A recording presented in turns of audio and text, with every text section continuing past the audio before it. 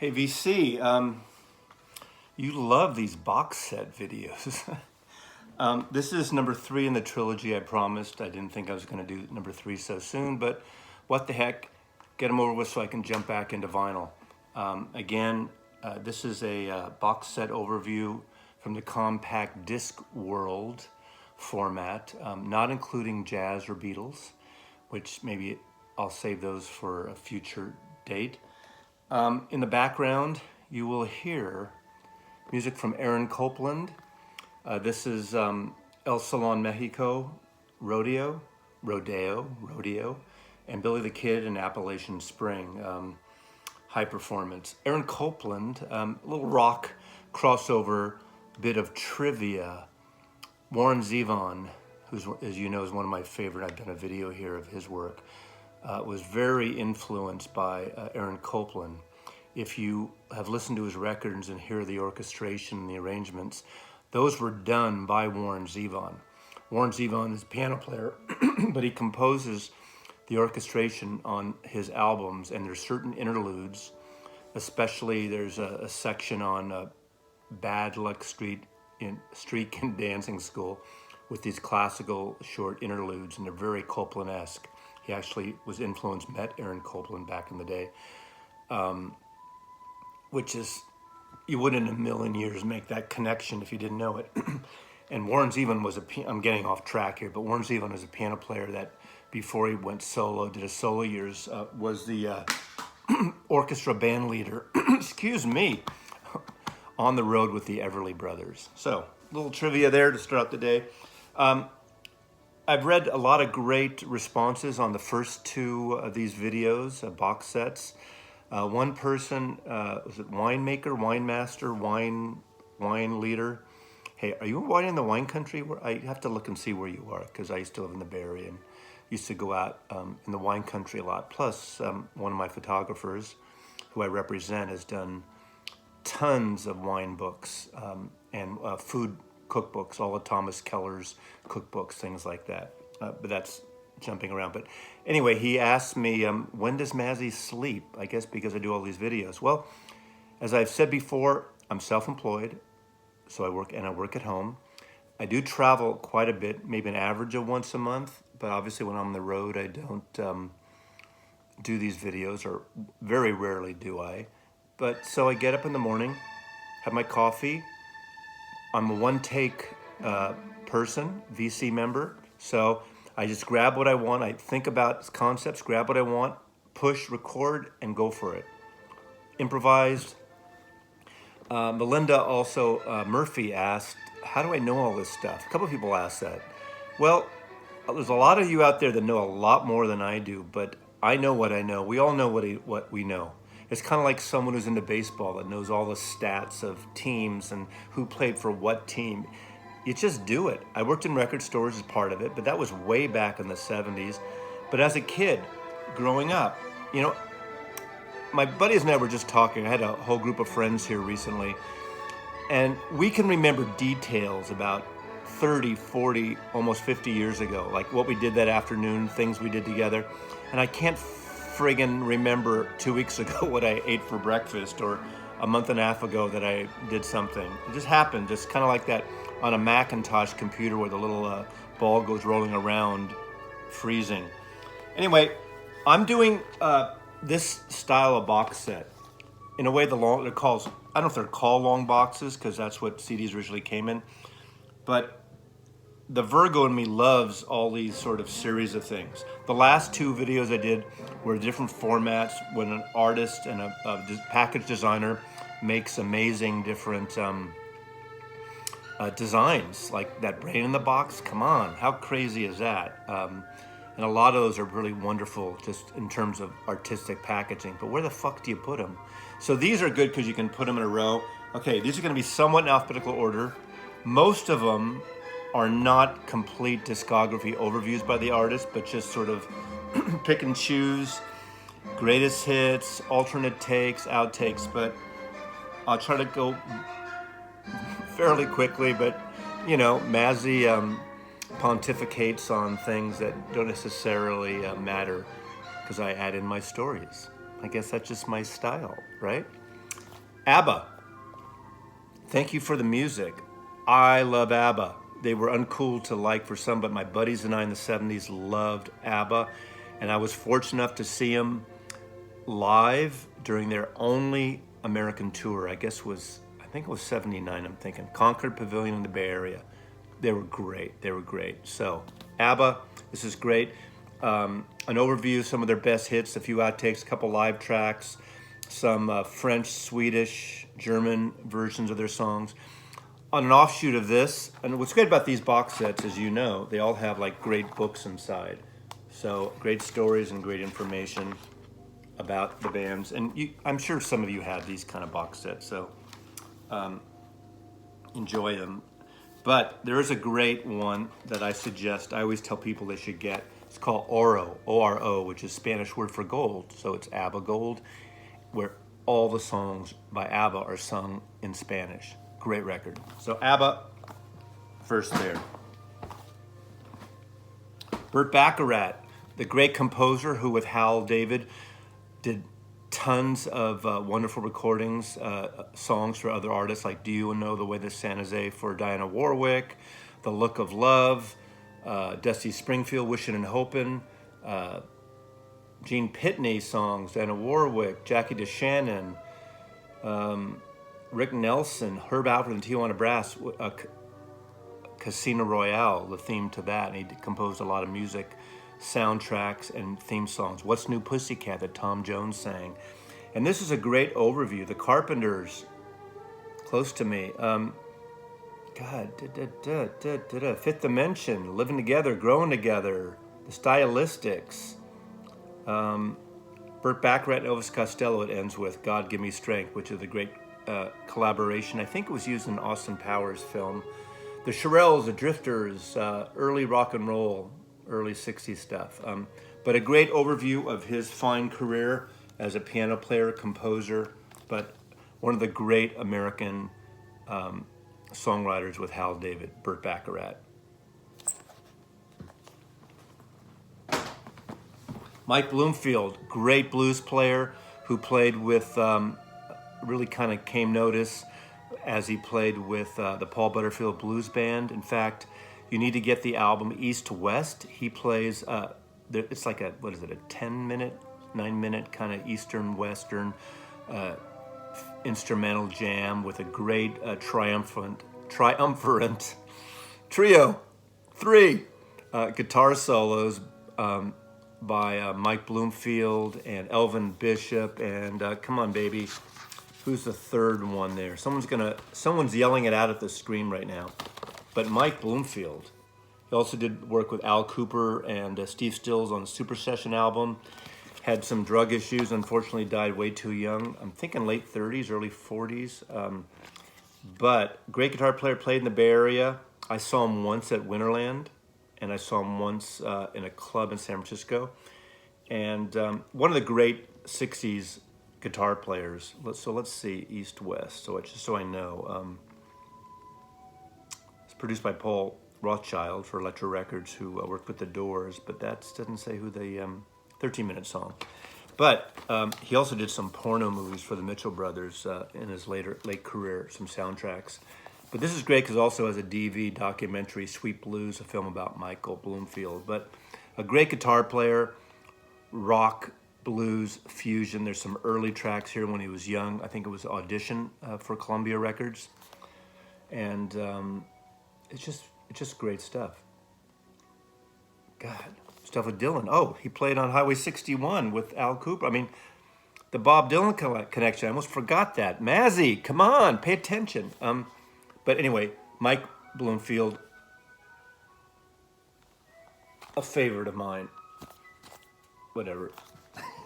Can't see it backwards. And then Booker Jones, Steve Cropper, Donald Luck Dunn, and Al Jackson made up Booker T and the MGs.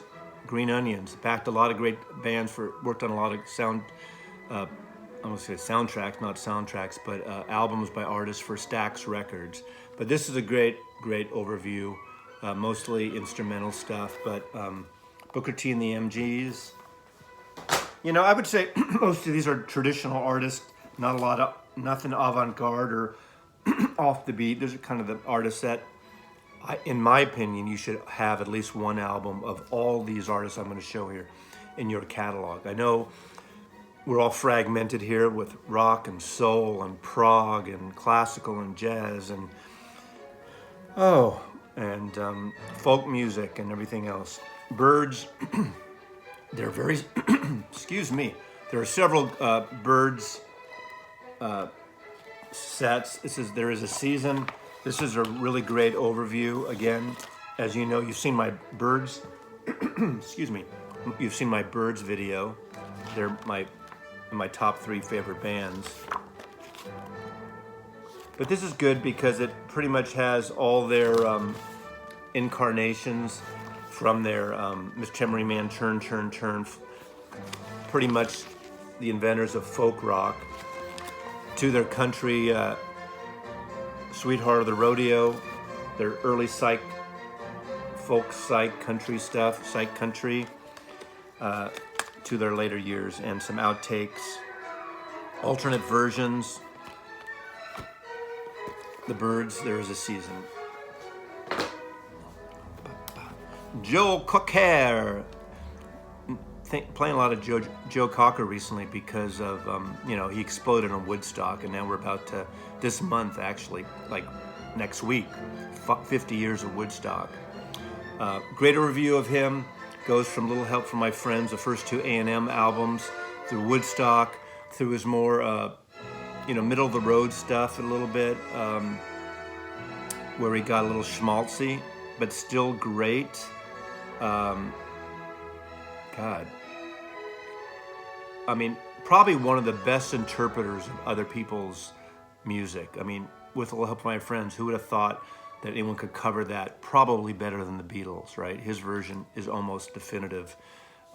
Even in the movie, was it 9 weeks, 9.5 weeks? His version of You Can Leave Your Hat On, written by, who wrote that? Randy Newman. You Can Leave Your Hat On, You Can Leave Your Hat On, that great strip scene. Isn't it that movie? 9.5 weeks? Or am I thinking of something else? Oh, it was used in that Schwarzenegger film with Jamie Lee Curtis too, I think. I could be totally wrong, but anyway, you know the song. His version of it is great. You Are So Beautiful, one of the great schmaltzy ballads. But again, Joe Cocker, great artist, great overview. A&M Records.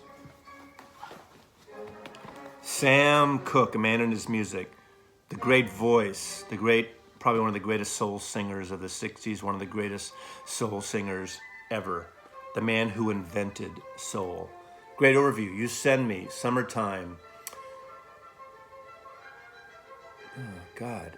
Cha-cha. Everybody loves to cha-cha-cha. I mean, you need a Sam Cooke hits collection, even if you don't go for the full tilt of something like this, which is, 4 CDs.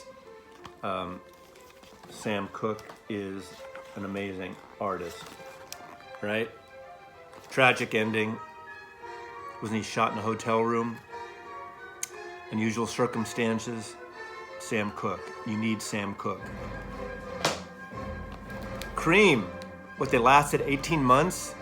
They made sort of 3 studio albums, 2.5 studio albums, 18 months, and look at the legacy they left. Now this has pretty much everything. This has their first album, their second album, their first album, Fresh Cream, Disraeli Gears, live in the studio. They separated by live and in the studio from, I think it's everything. You can correct me if I'm wrong. I'm blanking out right now, but it has a Wheels of Fire and the live Cream stuff. It also has some studio versions that they worked on. For instance, Lottie Mama is Strange Brew with different lyrics at the work in progress before they took it and made it into Strange Brew. I never saw Cream back in their heyday, but I did see them in 2005 for their Royal Albert Hall reunion shows. So that was, I just had to eventually see them. So anyway, Cream, Atco Records, part of Atlantic Group, psychedelic, great comp, I'm not getting into mastering here, and you could get into a whole other can of worms and go down the rabbit hole talking about which mastering is best. I'm just talking about music, baby. It's all about music here.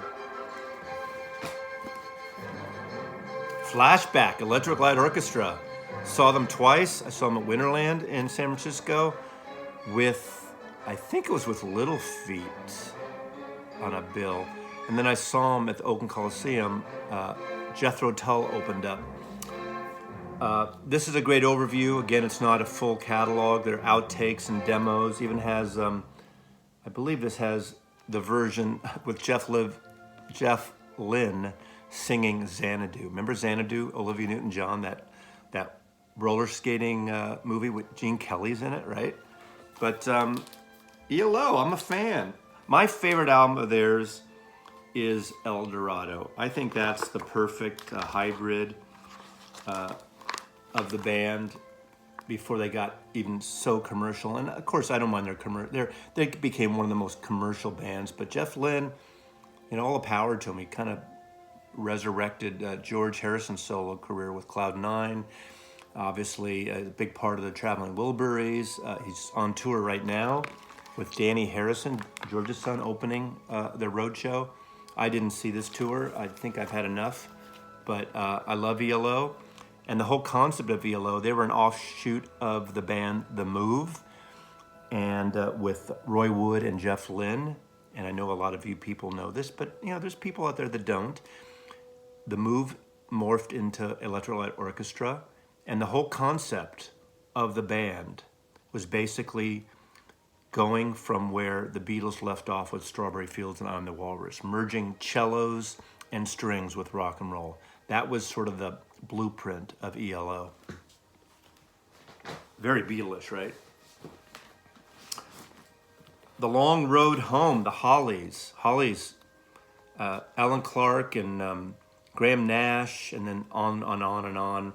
This has a lot of outtakes, a lot of singles, A and B sides. This is 6 CDs, live tracks, BBC stuff. I'm a sucker for harmonies. I love harmonies. I get a little tired with Crosby, Stills and Nash, although I think they were great. But the harmonies with Graham Nash at that point is pretty amazing. But, the Hollies had a great career even after Graham Nash left in 1967.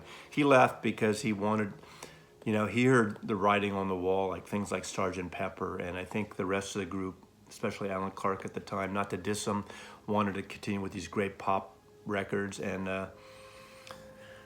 Graham Nash went to LA and was searching for something. He got a taste of California. He got a taste of, the Mamas and Papas and the psychedelic thing, and Joni Mitchell, who he dated for a while. And you can see where, in the 70s, where the Hollies went in terms of He Ain't Heavy, He's My Brother, some covers of Bruce Springsteen song, things, Bruce Springsteen songs. But there are a lot of documentaries you can watch and read about. But this is 1963 to 2003, The Long Road Home, the Hollies. Great in the history of British pop music and rock and roll. So love the Hollies. I love melodic, schmaltzy stuff. I wouldn't say they're schmaltzy, but, a little different there. Janis Joplin, what can I say? 50 years, Woodstock again. One of the artists. Oh, actually, she was not in the original movie. I forgot about that. She wasn't in the original. But I saw her once with Big Brother in Golden Gate Park in 1968. It was a free concert. That's the only time I saw Janis. I love Big Brother. Obviously, I'm one of many who feel that they should have kept her with Big Brother Holding Company. They were not great musicians, not a great band. If you listen to interviews and stories with John Simon, who produced Cheap Thrills, along with Elliot Mazer, they didn't think much of the band. And if you look at the outtakes, they were kind of... they weren't a tight band, I'll put it bluntly, I'll put it politely. But they worked with her, I thought. And when she got the Full Tilt Boogie Band, I think it was a little, I don't know. it was great. Good for her. She was the voice. Monterey Pop really put her over the top. That's where Clive Davis signed her, because the first Big Brother album was on mainstream records, and then Columbia Cheap Thrills. Sounds like a live album because the intro, the Bill Graham intro, but it's all done in the studio. This is a great overview, some outtakes too, some live stuff. But me and Bobby McGee came out, did it come out right when she died or right after she died on the album Pearl? Pearl is a great album. I'm not going to diss that, but would she have lived if they'd stayed with Big Brother? I think she was on the way out already for a lot of personal reasons. But I was happy to see her. One of the great photographs of her ever by photographer Jim Marshall backstage, I think at Winterland, I could be wrong. It's her on that couch with a Southern Comfort bottle. That says it all. And there's a great portrait Jim Marshall also did, a tight portrait of her and Grace Slick, the two women of San Francisco rock of the 60s. So, there you go, Janis Joplin. Little Feat. I'm not going to say any more because I had that other box set in my earlier of Little Feat, which is all their albums. This is sort of an overview that goes beyond, has some outtakes and things. But again, I'm a big Little Feat fan. I love the pad of butter. It took me a while to figure out when I was putting these back, like, there's no number, which is disc 1, 2, 3, until you realize disc 1, 2, 3. How many pads of butter on the pancake? 1 pancake, 2 pads of butter, 3 pads of butter, 4. It was right in my friggin' face and I didn't even notice it. Pay attention, Mazzy. Got it, we're really going. Los Lobos, one of the great American bands, Los Lobos from East LA. They should be in the Rock and Roll Hall of Fame. They will someday. Seeing them live, it's almost like seeing the Grateful Dead in terms of jam bands, because they're tight, they're great. They probably sold more records with their soundtrack to La Bamba back in the 25 years ago. But they'll go on. They did Tomorrow Never Knows cover. They do covers too and long jams. They're really great musicians, great vocalists.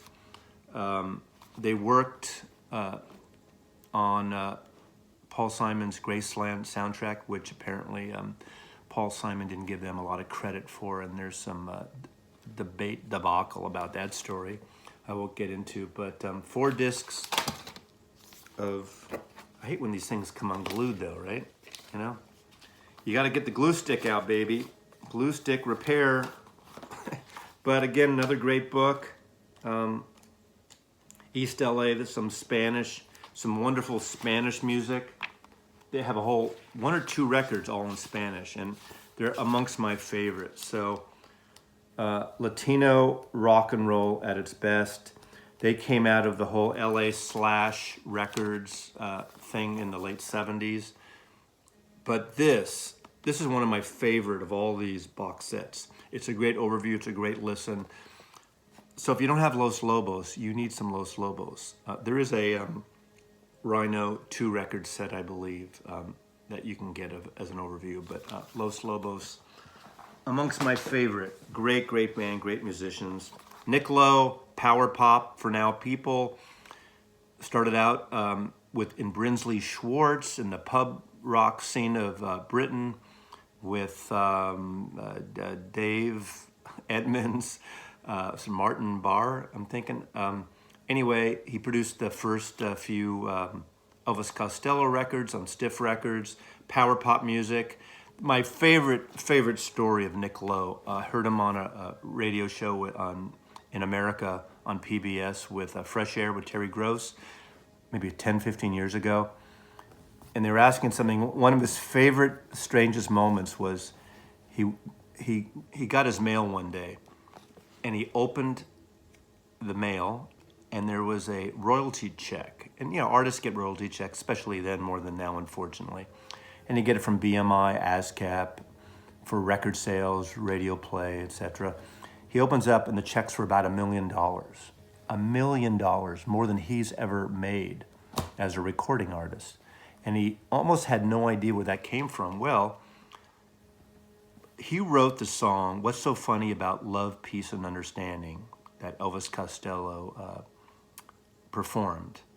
And it was on the soundtrack to The Bodyguard. And at the time, The Bodyguard was the biggest selling soundtrack of all time. See? That's when I get in this whole thing about streaming, and not again, the artists are getting screwed now with royalties and publishing. But anyway, this is a kind of a great power pop overview. He's made great records over the last 20 years too that are more introspective, more acoustic based. Really amazing songwriter still to this day. Great voice, great vocalist. Away from the power pop styles, but highly recommended. So It Goes, Heart of the City. Mary Provost is a great song. I Knew the Bride Before She Used to Rock and Roll Live. I saw him with Dave Edmunds on the road with Rockpile, and it was like 3 days after John Lennon was assassinated, and they did a little tribute to John Lennon at the Warfield Theater in 1980, December 1980. Rockpile is a great album. Great album. He also did an album, Little Village, with Ry Cooder, John Hyatt, and Jim Keltner. They only did one album, but Little Village is a really great record. It's kind of a mini supergroup, but I saw them live at the old Warfield in San Francisco. Pick it up. I got too many here. I'm going to pick it up faster. Okay. Bob Marley and the Wailers, what can I say? Reggae, great overview. The Monkees, Music Box, overview, outtakes, rarities, studio cuts, singles. On Rhino. Again, Rhino, during the CD heyday, a box that's one of the best CD reissuers. Okay. Bill Monroe, probably the inventor of bluegrass. Never saw Bill Monroe. 1936 to 1994, a great overview. I love bluegrass music. You can kind of see the CD box set. Again, a wonderful book. Bill Monroe. So, bluegrass, bluegrass, bluegrass, bluegrass. Bill Monroe. Open your ears up to different genres. There's so much great music. Willie Nelson, what can I say? He puts out a record every 6 days. He's like the Stephen King of record makers. So many friggin' records. Okay, this is great. Guilty, 30 years. I like this. Famous composers and their works. And it's really Guilty, 30 years of Randy Newman. And you know me, I did a whole video on Randy Newman. To me, one of the great American composers, orchestrators. You Got a Friend in Me was probably his biggest thing that people know from the Toy Story franchise. But a great songwriter. I think if you need one record of his, if you want to get one, get Sail Away. That's his best record, although this is a great overview. It's probably another great overview. He did 3 CDs on Non-Such over the last 10 years called the Randy Newman Songbook. And I think there is a vinyl version I have of all 3 put together. And it's basically just him and his piano performing an overview of his songs that he's written. And it's gorgeous. It's more obviously introspective. This has 4 CDs, the studio recordings disc 2, odds and ends are basically things from soundtracks, songs from movies, parts and pieces, things that really weren't necessarily on records, and a 4th of film music, because he did a lot of score for Barry Levinson, like the movie from The Natural. He did a lot of Barry Levinson movies. The Natural, he did, let's see, sometimes the type's so friggin' small, you can't read. Avalon was a movie he scored. Ragtime, he scored. So he's done a lot of orchestral music, and he is the member of the famous Newman family. His uncles, Alfred Newman, who did scores for tons of famous films back in the day. LA family of composers. Randy Newman. Phil Ochs. I think I did a Phil Ochs video. If I haven't, great golden voice of the protest singers. Hung himself at an early age. Great songs. I would say what's the album? The one of the orchestra. I mean, this The War Is Over, I Ain't March Anymore. A lot of protest music, Outside a Small Circle of Friends. But the record, to me, his masterpiece that's orchestrated, and I'm blanking on the name. And you again, someone out there is yelling it right now. Where's his? Oh, this is a great picture. I love this picture.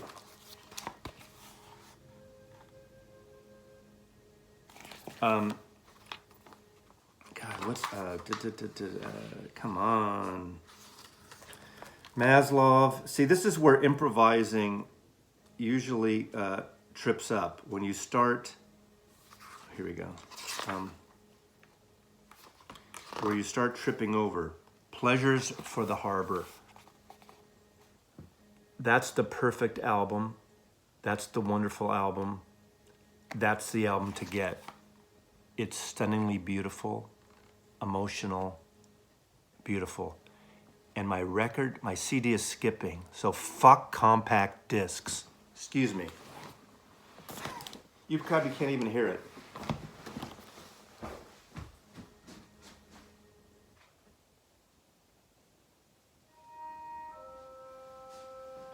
Bum, blum. Aaron Copland skips in Mavsley's house. Okay, Phil Ochs, Penguin Cafe Orchestra.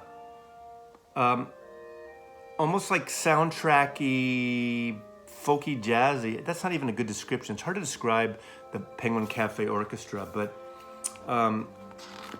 just really great stuff to listen to. I don't even know what to say about him right now. You know, I can make shit up, but I don't want to lie to you. But great records. I have several of their records on vinyl that I've had from way back. Quirky Band. Is that good? Quirky? Come on. Somebody who knows them really well, and I do know the music really well, but right now, for the life of me, I can't think of how to describe their sound. So, come on. Describe the Penguin Cafe Orchestra in one sentence for me, please. I beg you. I request it. Pentangle, one of my favorites. Studio recordings, live at the Royal Festival, studio recordings, live TV and film overview. British folk jazz group. As I said, their first album, Pentangle, I bought because I heard it in a hi-fi stereo shop when I bought my first component system. The song Waltz on their first album was just amazing, and I love it. I mean, God, it's such a great... Danny Thompson, Terry Cox, John Renbourn, Bert Jant. I mean, God, there's a whole incestuous group that played in the whole British folk scene. So 1968, that's the album I'm talking about. That's the album to get, I think, unless you want to get an overview.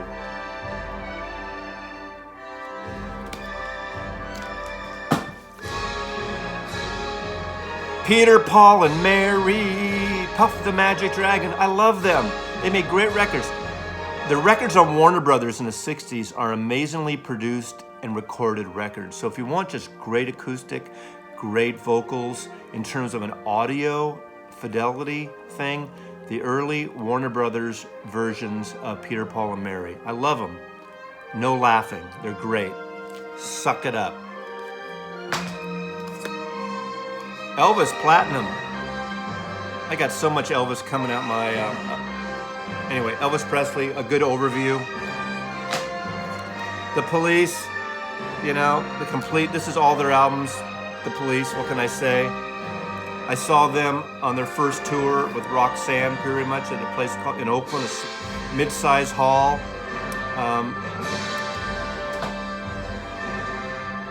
That's my exit music. Ravi Shankar, I've already talked about him. Okay, this is great. This Mortal Coil, sort of a band, a fictional band. I don't want to say fictional, but they did a lot of cover songs of artists. Durgy on 4AD Records. And of course, I'm forgetting the name of the guy that put this all together. And this box is pretty rare. Hold on a second, let me tell you this, because unfortunately I forgot. Well, Alicia Gerard is on this again too. Alicia, she's one of the members of Dead Can't Dance. So it's a group of musicians that they worked with. God, hold on a second.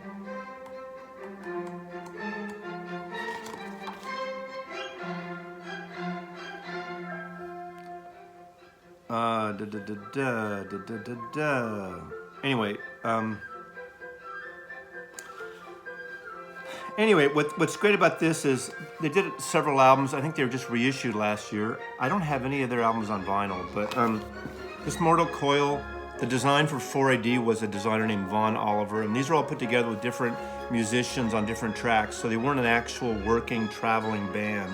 What's great about this set, it has the original versions of the songs on the final disc.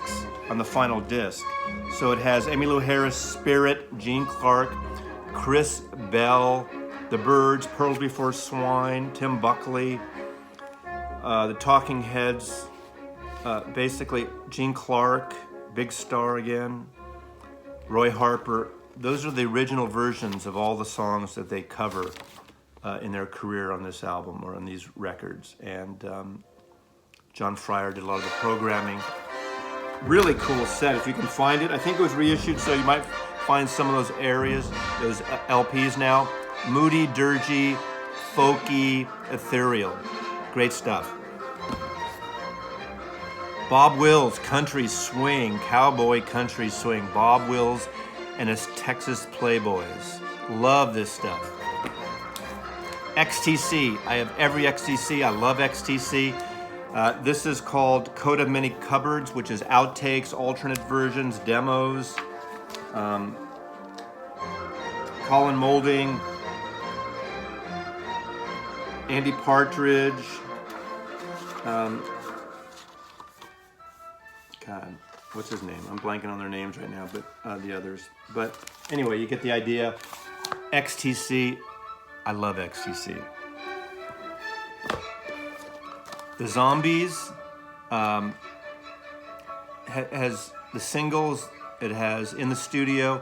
It has a complete Odyssey and Oracle and the Lost album, and it has live on the BBC. I was fortunate enough to meet them and get the newest box set autographed by them several months ago, right after they got into the Rock and Roll Hall of Fame. The Zombies, great British. Colin Blunstone, the Zombies. Story Jamaican music, basically an overview of reggae from Island Records and Mango Records that Chris Blackwell, his label, discovered, pulled together, archived, and this is just a great overview. It has 4 discs. First one is Forward March, 58 to 67. Reggae Hit the Town, 68 to 74.